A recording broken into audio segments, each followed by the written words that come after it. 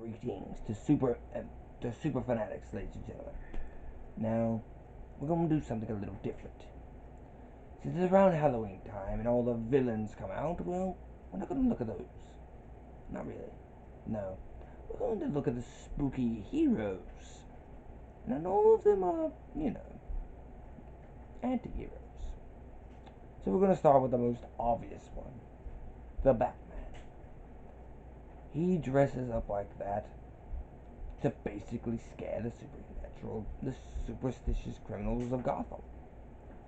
That's what he does. He's basically just a dude in a suit, but he doesn't. He's got his intimidation factor. However, he has many different versions. There's a vampire version, funnily enough. It's pretty popular, actually. That pops up every now and again. And of course, there's a zombie version of our favorite heroes. But outside of those, the various parallel versions, what exactly am I talking about? Like monstrous heroes? Let's take a trip straight through then. So we'll keep into the DC vibe and talk about one other hero, the Spectre, as well as another undead hero, the Dead Man. Both of these are ghostly apparitions for the most part, but Spectre can be seen. Dead Man can only possess and be seen. They are both very, spectral and ghostly, perfect for Halloween, and their backstories are very tragic. Spectre is a little more hardcore than Batman is a lot of times, so there's that. He's basically the Ghost Rider of the DC universe for the most part, as far as his motivations go. But one other character from DC lore, however, that I can't just gloss over because of his Halloween origins, is the Scarecrow. I mean, come on, the guy goes around looking like something out of a horror movie and scaring people to death. I mean, how can I not talk about that specific villain at the very least? Now, we've already talked about Nightmare, so I'm not going to go into him as well. But for Marvel, they have a bit more spooks. So we shall start with, of course, well, a villain. Morbius, the living vampire. Now, he's more of an anti-hero, but he does have his villainous moments, a little more than his heroic. He's basically a vampire in a lot of ways, but he's still alive. Sorry. I'm so sorry. I don't know what's come over me lately. Now, we also have Mephisto, a devil creature, a denizen of hell, if you will. Need I say more? Need I say more? Now, I am going to talk about a character that's in Marvel and DC. Dracula. Yeah, that's right. Dracula is a character in both Marvel and DC. And, funnily enough, he's very powerful. Very different, but powerful.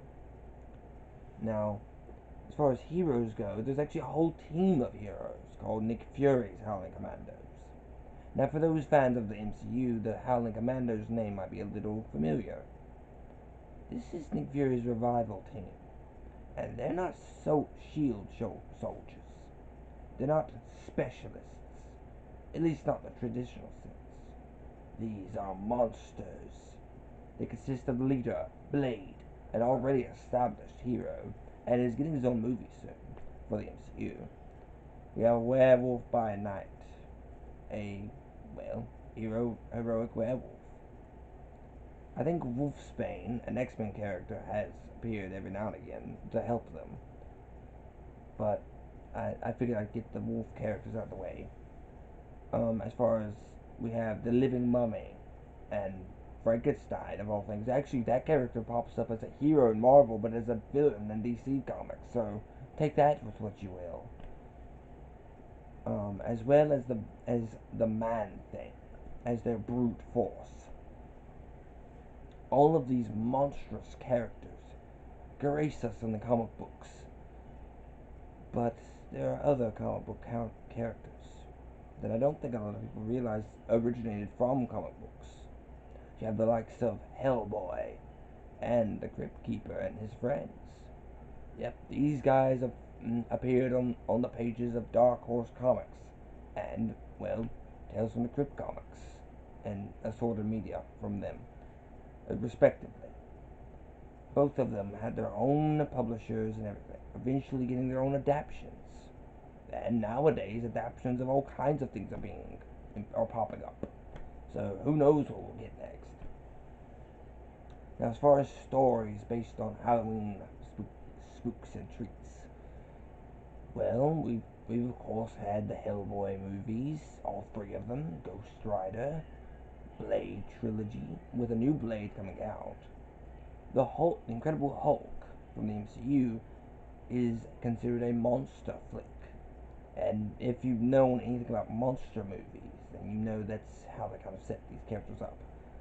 You have the first horror movie in the Marvel Universe, the MCU, with Doctor Strange and the Multiverse of Madness. But then there are others. You have the most recent being Batman The Longest Halloween, which we've talked about on the channel earlier this year. So we won't be going into it again. But there is that. Now, something else that you may be interested in hearing is that Scooby-Doo appeared in comics as well. So, yeah, I have to mention that. There's been so many horrific comics. With Disney Comics, they've always got some annual Halloween covers and stories. So, that's kind of cool. I'm sorry. Now, of course, with it being Halloween, monsters, ghosts, goblins, and ghouls aren't the only things running around. We also have the villains. And some of the most horrific villains that we haven't talked about are some of the ones that might surprise you. The Doll Maker. Despite his name being kind of cute, his actions are not. Believe me, do not look him up if you can help it. He is not a very nice character. You also have the likes of Poison Ivy. Some of her stories can be pretty horrific, as are the Joker's, and most of Batman's villains, really. But other villains, well, I've talked about all the Marvel ones I can.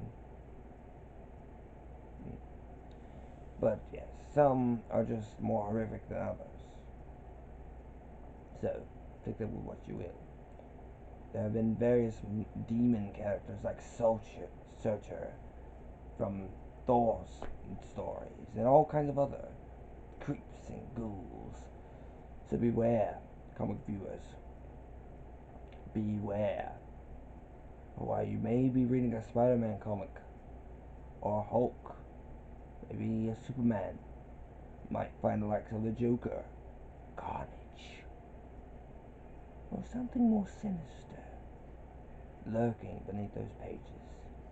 If you're not careful, you might be in for a scare. With that being said, be sure to like, share, comment down below, ring the bell for notifications, and of course subscribe if you're willing, of course.